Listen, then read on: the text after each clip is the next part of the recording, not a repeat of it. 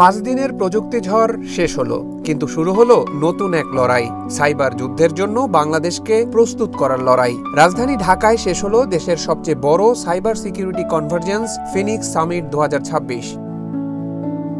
আর এখান থেকে উঠে এলো একটাই প্রশ্ন, উদীয়মান অর্থনীতির এই ডিজিটাল দৌড়ে আমরা কতটা নিরাপদ? গত 23 জুন থেকে 27 জুন 5 দিন ব্যাপী চলল ফিনিক্স সামিট 2026। আয়োজক দেশের শীর্ষ সাইবার নিরাপত্তা উদ্যোগ দ্য টিম ফিনিক্স গ্রুপ।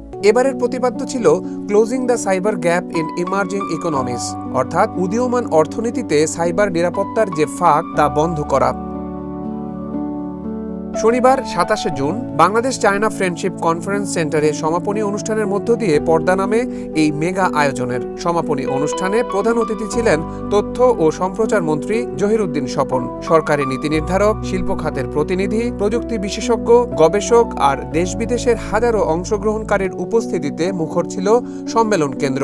আমরা এমন একটা সময়ের মধ্যে প্রবেশ করেছি যখন শুধু নিরাপত্তা বিষয় নয়, সব বিষয়ই আমাদেরকে এখন প্রযুক্তি নির্ভর ডিজিটাল ইকোসিস্টেম এবং সর্বশেষ কৃত্রিম বুদ্ধিমত্তার উপস্থিতি নিয়ে গভীরভাবে চিন্তা করতে। পরিস্থিতিটা শুধু আমাদের দেশের নয়, সারা পৃথিবীতেই এ ব্যাপারে একটা ব্যাপক গবেষণা এবং জ্ঞানের বিনিয়োগ চলছে। এই সামিট শুধু আলোচনার টেবিল ছিল না, ছিল হাতে কলমে যুদ্ধের প্রস্তুতি। প্রথম 3 দিন বাংলাদেশ কৃষিবিদ ইনস্টিটিউটে হয়েছে টেকনিক্যাল কর্মশালা। ন্যাশনাল সাইবার সিকিউরিটি এজেন্সির সহযোগিতায় প্র্যাকটিক্যাল সাইবার ইনভেস্টিগেশন কর্মশালাটি নজর কেড়েছে সবার। এছাড়া ডেভসেকঅপস, অ্যাপ্লিকেশন সিকিউরিটি, পেনিট্রেশন টেস্টিং আর র্যানসমওয়্যার মেকানিক্স প্রতিটি সেশনে তরুণরা শিখেছে সাইবার হামলা ঠেকানোর কৌশল। মূল কনফারেন্সে উঠে এসেছে জাতীয় গুরুত্বপূর্ণ অবকাঠামো সুরক্ষা, কৃত্রিম বুদ্ধিমত্তার ঝুঁকি আর বৈশ্বিক সাইবার হুমকি মোকাবেলার রোডম্যাপ। দেশি বিদেশি বিশেষজ্ঞরা তুলে ধরেছেন গবেষণা, অভিজ্ঞতা আর নীতিগত সুপারিশ। আমি আশাবাদী হতে চাই এখানে যারা উপস্থিত আছেন আপনাদের মধ্য থেকে স্বতঃস্ফূর্তভাবে আপনারা এগিয়ে আসবেন এই বিষয়ে সরকারকে এবং তথ্য মন্ত্রণালয়কে পরামর্শ দেওয়ার জন্য। আমরা এই কাজটাকে কেবলমাত্রই স্বেচ্ছাসেবিতার উপরে না ছেড়ে দিয়ে এটাকে একটা পেশাগত কাঠামোতে কিভাবে দাঁড় করানো যায় সে বিষয়টি নিয়ে আমরা চিন্তা করছি। এই সামিটে অংশ নিয়েছেন 10,000-এর বেশি মানুষ, 73টি স্টল, 18টি বিশ্ববিদ্যালয়ের ক্লাব পার্টনার আর দেশি বিদেশি 3টি নলেজ পার্টনার মিলে তৈরি হয়েছে সাইবার নিরাপত্তার এক বিশাল নেটওয়ার্ক। সম্মাননাও ছিল এই আয়োজনের বড় অংশ। সাইবার সচেতনতা বাড়াতে ইসলামিক ইউনিভার্সিটির সাইবার সিকিউরিটি ক্লাব পেয়েছে বিশেষ সম্মাননা। ফিনিক্স সামিট 2026 যখন আমরা প্ল্যান করেছিলাম 2025-এ, তখন আমাদের গোলটা ছিল যে আমরা একটা ল্যান্ডমার্ক যেন করতে পারি।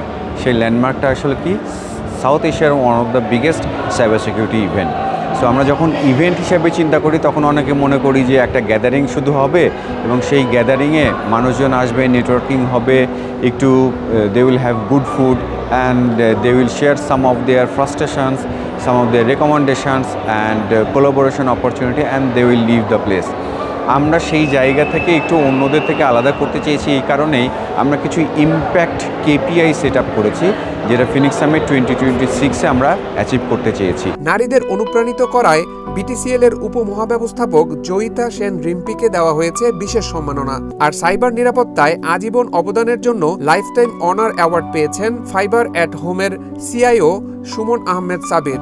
ফিনিক্স সামিট শেষ, কিন্তু যে বার্তা দিয়ে গেল তা স্পষ্ট। ডিজিটাল বাংলাদেশ এখন বাস্তবতা, কিন্তু এই বাস্তবতাকে নিরাপদ রাখতে না পারলে উন্নয়নের প্রতিটি ক্লিকই হতে পারে ঝুঁকির দরজা।